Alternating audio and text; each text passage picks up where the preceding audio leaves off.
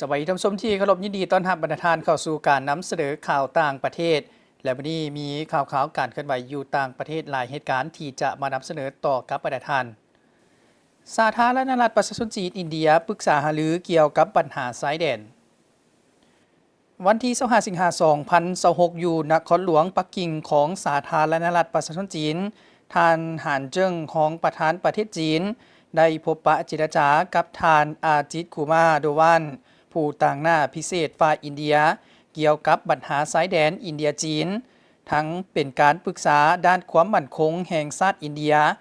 ท่านหันเจิ้งกล่าวว่าสาธารณรัฐประชาชนจีนและอินเดียในฐานะเป็นประเทศบ้านใกล้เฮือนเคียงที่พร้อมพัฒนาและเป็นกลุ่มเศรษฐกิจที่สำคัญควรปฏิบัติและแก้ไขการพัวพันระหว่าง2ประเทศทางด้านยุทธศาสตร์และในระยะยาวร่วมกันจัดตั้งปฏิบัติความหับหู้ที่เป็นเอกภาพกันอันสำคัญระหว่างผู้นำของ2ประเทศให้ดีเพิ่มทวีความไว้เนื้อเสียใจทางยุทธศาสตร์ขุดค้นความสามารถบ่มซ่อนด้านการร่วมมือหัดแน่นการประสานงานหลายฝ่ายแก้ไขและควบคุมความขัดแย้งกันอย่างเหมาะสมและสุกยูการพัวพันระหว่างสาธารณรัฐประชาชนจีนอินเดียให้พัฒนาอย่างมั่นเที่ยงและต่อเนื่องท่านอาจิตคูมาดูวานกล่าวว่าอินเดียยินดีลงลึกการร่วมมือแบบต่างฝ่ายต่างได้รับผลประโยชน์แก้ไขปัญหาชายแดนระหว่าง2ประเทศอย่างเหมาะสมและสุกยูการขยายการพัวพันระหว่าง2ฝ่ายให้ได้รับความคืบหน้าใหม่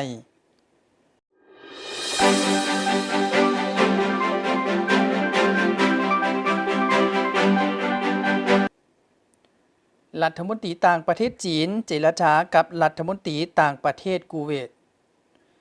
วันที่24สิงหาคมนี้ท่านหวางอี้กรรมการกรมการเมืองศูนย์กลางพรรคคอมมิวนิสต์จีนรัฐมนตรีกระทรวงการต่างประเทศจีนได้เจรจากับท่านเซกจาราจาเบอร์อันอามัดอันซาบารัฐมนตรีกระทรวงการต่างประเทศกูเวตอยู่นครหลวงปักกิ่งของสาธารณรัฐประชาชนจีนท่านหวังยี่ได้กล่าวว่าสาธารณรัฐประชาชนจีนยินดีถือเอาโอกาสครบรอบ55ปีของการสร้างตั้งสายพัวพันทั้งการทูตจีนกูเวตเพื่อสร้างการพัวพันคู่หัวมือยุทธศาสตร์จีนกูเวตที่มีพื้นฐานแน่นแฟ้นกว่าเก่ามีคุณภาพสูงกว่าเก่าและมีเนื้อในอุดมสมบูรณ์กว่าเก่าปัจจุบันสถานการณ์ในตะวันออกกลางและอ่าวเปอร์เซีย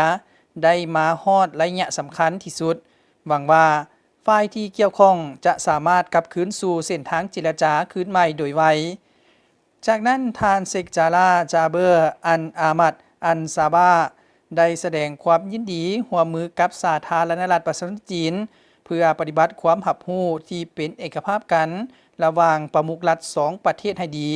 และสร้างสายพัวพันกูเวตจีนให้มีเนื้อในอุดมสมบูรณ์กว่าเก่า